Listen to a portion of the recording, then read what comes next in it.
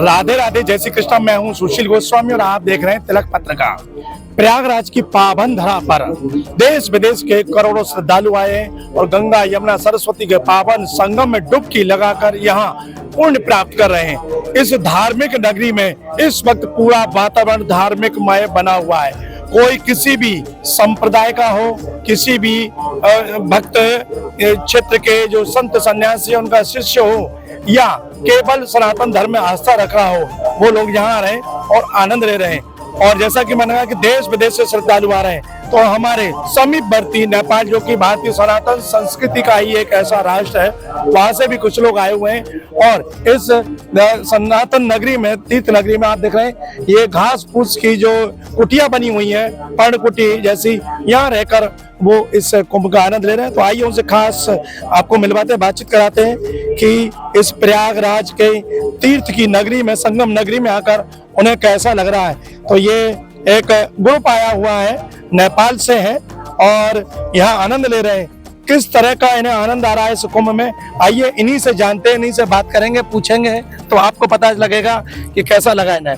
आपका नाम? मेरे अनु थापा, काठमांडू से। काठमांडू से आए हैं, क्या करते हैं आप?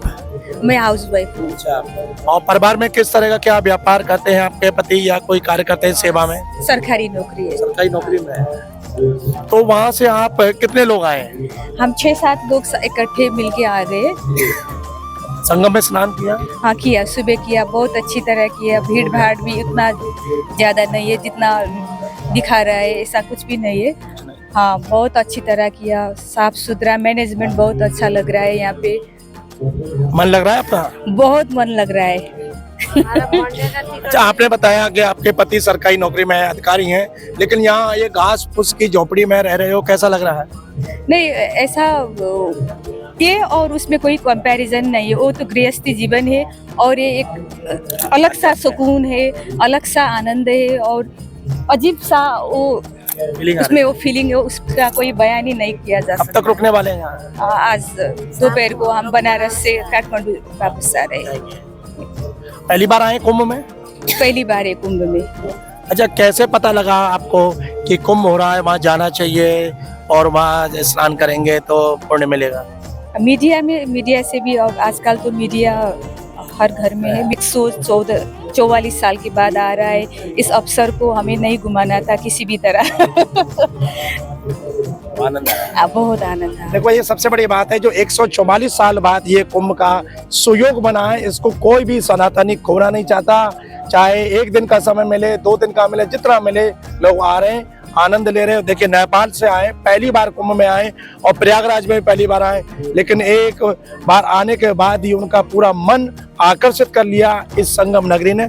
और भी इनके साथी हैं, उनसे बात करेंगे। आपका शुभ नाम? कल्पना शाह। कल्पना, कहाँ रहती हैं आप? काठमांडू, सीता पाइला। अच्छा, वो भी अपना सनातन की भूमि है, काठमांडू धार्मिक नगरी है, और ये इलाहाबाद प्रयागराज भी। कैसा लगा यहाँ कर? बहुत सुकून मिला यहाँ आके। कल आए थे हम लोग ग्रुप में। आज मॉर्निंग को हम लोग ने गंगा स्नान किया, इसके बाद यहाँ आश्रम में आके प्रसाद ग्रहण की। हम लोग बहुत हर्षित है जी। पहली बार देख रहे हो ऐसा कुंभ? इससे पहले मैं मेरे हस्बैंड के साथ आई थी। यहाँ प्रयाग आए थे आप? जी, स्नान किया था संगम में जाके। अच्छा, उस समय आप अपने पतिदेव के साथ आई थी और अब कुंभ में आए, कितना अंतर दिखाई दे रहा है, कैसा लगा? उस समय कुंभ नहीं था, हम लोग ऐसे ही दर्शन के लिए आए थे। अब इस बार तो यहाँ महाकुंभ है। हम लोग तो बयान नहीं कर सकते, इतना खुश है हम लोग। देखिए, ये हमारे पड़ोसी देश नेपाल के लोग हैं और एक शब्द में अपने मन के भाव कह दिए कि हम इसका वर्णन नहीं कर सकते, आह्लाद देते हैं। और यही एक अपने धर्म के प्रति जो आस्था रखते लोग, उनका यही हाल होता है कि वो उस नज़ारे को देखकर अपने आप को उसमें डुबो देते हैं, खो देते हैं। और जैसे संगम घाट पर जाते हैं तो वहाँ बोर्ड पे लिखा हुआ है कि सावधान रहें, डूब ना जाएं, लेकिन सनातन धर्म कहता है कि इसमें डूबिए तभी आपको आनंद आएगा। तो ये लोग, इनकी स्थिति बता रही है कि बहुत प्रसन्नचित्त हैं। और भी इनके साथ के लोग हैं, उनसे बात करेंगे। आपका शुभ नाम? शत्रुघ्न प्रसाद ढकाल। मैं काठमांडू से आया हूँ। हिंदू धर्म की जय, सनातन धर्म की जय।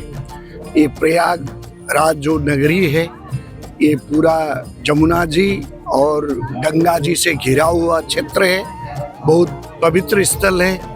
और इससे पहले भी हम सब आ चुके थे, अभी साथ में परिवार के साथ आ रहे हैं और अच्छा लग रहा है। और आज सुबह स्नान किए हैं।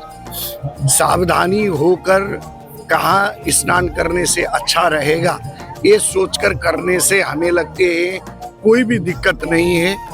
एक हादसा हो गया था वो बात अलग है, लेकिन मैं तो नेपाल के जितने भी श्रद्धालु हमारे हिंदू धर्मावलंबी है उनको यहीं से अनुरोध करता हूँ कि वो आए, अभी भी वक्त बाकी है, कोई हड़बड़ाने की जरूरत नहीं है। आकर आनंद से यहाँ स्नान कर कर 144 साल के बाद में आने वाले जो ये महाकुंभ अभी लग रहे हैं ये बहुत मुश्किल से मिलते हैं। जो चंद्र सूर्य और मेघ राशि का मिलन से जो ये कुंभ होती है वो बहुत जोक से मिलने वाली चीज है। हमें नहीं लगता है कि मेरा शरीर तो क्या मेरा बेटा भी कर नहीं पाएगा, अगर महाकुंभ ही है तो मेरा पोता नाती सभी कर पाएंगे। इसीलिए जिनके पास इच्छा और आने की थोड़ा सामर्थ्य रखते हैं, प्लीज कृपया आप सब आकर इस महाकुंभ का आनंद लें और अपने को तन मन से पवित्र रखें। बहुत सुंदर, बहुत अच्छी अपील की आपने अपने देशवासियों के लिए कि आए, और यही प्रेम होता है कि सबका कल्याण हो। अच्छा शत्रुघ्न जी, आप यहाँ आए, सारा कुंभ जब सनातनी है तो उनको हर वस्तु अच्छी लगती है, लेकिन मैं ये जानना चाहूँगा सबसे अच्छी चीज कौन सी लगी जो वर्षों तक भी आप नहीं भूल पाएंगे, आपके मन मस्तिष्क में जो बस गई है? वो बस गई है स्नान करना गंगा में। गंगा जमुनोत्री बहुत जगह किए, लेकिन यहाँ का जो आज हम रुके हैं वो गंगा की गर्भगृह हैं। जो ये अभी हम देख रहे हैं कुटिया, अपनी भगवान की कृपा से भवन है, यहाँ कुटिया हैं, झोपड़ी हैं, लेकिन बाहर की ये भौतिक झोपड़ी हमारे मन को अंदर से बहुत उत्प्रेरित कर रहे हैं। किसी समय श्री राम भगवान भी अपना अयोध्या से इसी प्रयागराज पर आकर भरद्वाज ऋषि से निर्देशन लेकर वो आगे निकले थे। तो ये गंगा की जो भूगर्भ है, गर्भ स्थली में, ये रज में हम सब आकर यहाँ रह पा रहे हैं इस तरह से। और आज संजोग से यहाँ रामार्चन की भी इस हमारे देवरा बाबा आश्रम में जो एक रामार्चन की कार्यक्रम है वो भी हम लोगों की सौभाग्य है कि हम सब यहाँ आकर देख पा रहे हैं। इससे बहुत मन विभोर और हर्षित हो रहे हैं। शत्रुघ्न जी ने बताया कि ये तो अपने घरों में ऐशो आराम से रहते हैं, लेकिन गंगा की इस पावन तलहटी में उसकी रज में रहने का मिला है जो सौभाग्य, वो अवर्णीय है। और आज के समय में भौतिकवादी युग है, लोग थोड़ी सी भी मिट्टी लगती है तो कहते हैं डस्ट इन्फेक्शन ना हो जाए, लेकिन यहाँ आप देख रहे हैं इस डस्ट में रहने को अपना सौभाग्य माने, तो ये एक सनातन धर्म के जो आस्था रखते हैं उनकी ये एक मन का भाव है और जो निकल कर सामने आया। और लोग तरसते हैं इस पावन भूमि में आने के लिए। और जैसा बताया 144 साल बाद, क्योंकि 12 वर्ष बाद एक कुंभ लगता है और उसकी आवृत्ति जब 12 बार हो जाती है तो वो महाकुंभ में बदल जाता है। और 144 वर्ष मतलब समझिए कि लगभग 6 पीढ़ी हो जाती हैं इतने 144 साल में, 150 साल में, और एक 7वीं पीढ़ी में व्यक्ति आने वाला खुद।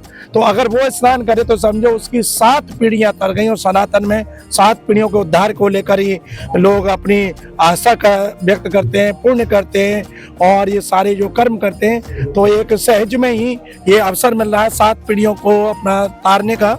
तो बहुत अच्छे अनुभव सामने आ रहे हैं नेपाल से आए हुए हमारे भक्तों के। आपका क्या नाम है? मेरा नाम सरिता टकाले, मैं काठमांडू से आई हूँ, मैं इनकी धर्म पत्नी हूँ। प्रथम तो प्रयागराज महाराज की जय हो।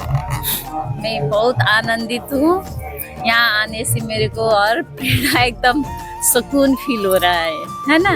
तो सोशल मीडिया में सुन रही थी कि बहुत यहाँ मतलब भीड़ भाड़ है, यहाँ का एकदम तकलीफ है। कितने ने तो बताया था कभी भी मत आना, गलती मत करना, ऐसा ऐसा सोशल मीडिया में मैंने सुनी। कुछ लोगों ने दुष्प्रचार किया था ऐसा। दुष्प्रचार वो बिल्कुल नहीं है, इतना आसान है, इतना आनंदित है। एक तो हमारा हिंदू धर्म है, ऐसा है कि मैं आज सुबह नहाने के लिए गई थी तो रास्ते रास्ते में खाने के लिए बांट रहे थे, आओ आओ खाओ करके। भंडारे लगे थे। भंडारे लगे थे। यहाँ कोई भूखे नहीं रहते, एकदम आनंद आदर के साथ सब बुला के खिलाते पिलाते हैं। और आदर के साथ हिंदू धर्म इतना बड़ा है, यहाँ एकदम आनंद से रह पाते। मैं उस दुष्प्रचार को विनम्र अनुरोध करती हूँ कि ऐसा प्रचार मत कीजिए कि और हिंदू भी यहाँ आ सके, अपना आनंद धर्म उठा सके। ये सरकार जी के तो पूछने की जरूरत नहीं है, उनके चेहरे की मुस्कुराहट बता रही है, आनंद बता रहा है कि कितनी प्रसन्न है इस पावन भूमि में आकर। लेकिन एक बहुत बड़ी बात उन्होंने कही कि कुछ लोग सोशल मीडिया पर दुष्प्रचार कर रहे हैं कि वो एक हादसा हुआ, वो अत्यधिक भीड़ के कारण और लोगों की लापरवाही और जो प्रशासन के दिशा निर्देश से उसको न मानने के कारण एक घटना घटी। लेकिन उसके बाद भी यहाँ के प्रशासन ने, यहाँ के उत्तर प्रदेश के मुख्यमंत्री योगी आदित्यनाथ ने पूरा व्यवस्थित ढंग से उसको और बेहतर कर दिया। बता रहे हैं कोई तकलीफ नहीं हुई, आराम से जाके स्नान कर रहे हैं, आनंद ले रहे हैं। तो ये हम नहीं कह रहे, ये हमारे भारत से बाहर के नेपाल के श्रद्धालु हैं, ये खुद तारीफ कर रहे हैं। और सनातन धर्म की एक बहुत बड़ी विशेषता बताई कि यहाँ करोड़ों लोग हैं लेकिन कोई भूखा नहीं रह सकता, किसी के पास कोई साधन नहीं है। तो जगह जगह भंडारे चल रहे हैं, आश्रमों में अन्य क्षेत्र चल रहे हैं, प्रसाद पाइए, ठहरिए, आनंद लीजिए, लेकिन इस शुभ अवसर पर शामिल होजिए। और भी इनके साथ हैं। क्या नाम है आपका? हमारा नाम भी सरिता है। सरता है? एक साथ दो सरता बहरेंगे हैं। एक ही घर में दो सरिता है। यहाँ भी है कि दो सरता है, गंगा यमुना है। गंगा यमुना है, यहाँ भी दो गंगा यमुना ही है। कैसा लग रहा है सरता जी? बहुत अच्छा लग रहा है। यहाँ के सबसे अच्छा लग रहा है यहाँ का व्यवस्था। यहाँ की व्यवस्था बहुत अच्छा है, जो सुना है वैसा नहीं है। 18 किलोमीटर चलना पड़ता है, ये पैदल चलना पड़ता है, वो बहुत गलत प्रचार किया हुआ है यहाँ। अच्छा, आप नहाने गए थे, कितना चल के गए, कितना आना जाना? 2 किलोमीटर सिर्फ 2 किलोमीटर चली, गंगा स्नान करके आए। और योगी आदित्यनाथ को मैं बहुत हृदय से ये व्यवस्था करने के लिए बहुत मानती हूँ, उनको धन्यवाद देना चाहती हूँ पहले तो ये व्यवस्था के लिए। और यहाँ के हमारे देवराज महाराज जी के भी इतने, ये रामचंद्र जी बैठे ऐसे कुटिया हमारे लिए व्यवस्था कर दिए हैं। ये तो हमारे पर्व, ये तो हम तो स्वर्ग में आ गए। यहाँ के आनंद तक कहीं हम किसी को बता नहीं सकते थे, ऐसे आनंद आए यहाँ। अब क्या बताऊँ आपको। देखिए उन्होंने सारी बात करी, कितना आनंद आया क्या बताऊं। और उत्तर प्रदेश सरकार के मुख्यमंत्री योगी आदित्यनाथ जी को आभार व्यक्त किया है कि इस तरह की उन्होंने व्यवस्था की है। और जो हम बताए थे घास फूस की झोपड़ी, तो उन्होंने कहा कि भगवान राम पर्णकुटी में रहे थे और ऐसी जगह उन्हें मिली है, तो इसको अपना सौभाग्य समझ रही है। आप भी उनके साथ हैं। क्या नाम है आपका भैया? जी, मेरा नाम मनोज पांडे। नेपाल से कपिल वस्तु से आया। क्या करते हैं आप? मैं सरकारी जागीर है। सरकारी नौकरी में? तो कैसे छुट्टी लेकर आए? अभी ये ड्यूटी से छुट्टी लेके मिला कर। कितने दिन की छुट्टी लेकर आए? 2-3 दिन की छुट्टी है। छुट्टी लेना सफल हुआ नहीं हुआ? हो गया, प्रभु चाहे, प्रभु ने चाहा था सब कुछ सफल हो जाएगा। तो देखो आज हमने तिलक पत्रिका के माध्यम से दिखाया, अब तक हम दिखाए थे कि हमारे भारतवर्ष के श्रद्धालु आते हैं, उनको कैसा लग रहा है यहाँ आने के बाद, कैसा सुख प्राप्त कर रहे हैं, कैसा आनंद ले रहे हैं। लेकिन आज मेरे साथ नेपाल का एक परिवार है और उनके प्रसन्नता और उनके यहाँ आने के बाद के अल्प समय का जो अनुभव है वो खुद आपने सुना। तो हम तिलक पत्रिका के माध्यम से आपसे भी यही कहेंगे कि ये तीर्थ नगरी प्रयागराज में 144 वर्ष बाद ये सुयोग बना है दिव्य अमृत स्नान के लिए। कहा जाता है गंगा यमुना और अद्र सरस्वती के जो संगम से जो अमृत की बूंदें आपको स्नान के द्वारा मिलेंगी, निश्चित ही आपका जो पुण्य है वो और फलेगा। और कहते हैं कि प्रयागराज में इस महाकुंभ में अगर एक डुबकी लगाने से 1000 अश्वमेध यज्ञ का फल मिलता है, तो ये सब शायद उसी के लिए पुण्य प्राप्त करने के लिए आ रहे हैं। क्यों? सनातन धर्म का एक ही हेतु होता है, एक ही उद्देश्य होता है कि हमसे जाने अनजाने में कभी भी कोई पाप कर्म ना हो और पुण्य कर इतना हो कि हमारी आने वाली पीढ़ियां भी उसका उपभोग करे। और मैं आपसे यही अनुरोध करूंगा कि आपके पास भी समय है तो 26 फरवरी तक ये 45 दिवसीय कुंभ है, आप आए लेकिन सावधानी से आए। सरकार के जो दिशा निर्देश हैं, इस जो मेला प्रशासन ने जो व्यवस्थाएं बनाई हैं उनका पालन करें, मनमानी ना करें, तो आपको भी इसी तरह से आनंद आएगा। तिलक पत्रिका के लिए अपने साथी कैमरा पर्सन रिंकू वर्मा के साथ प्रयागराज से मैं सुशील गोस्वामी।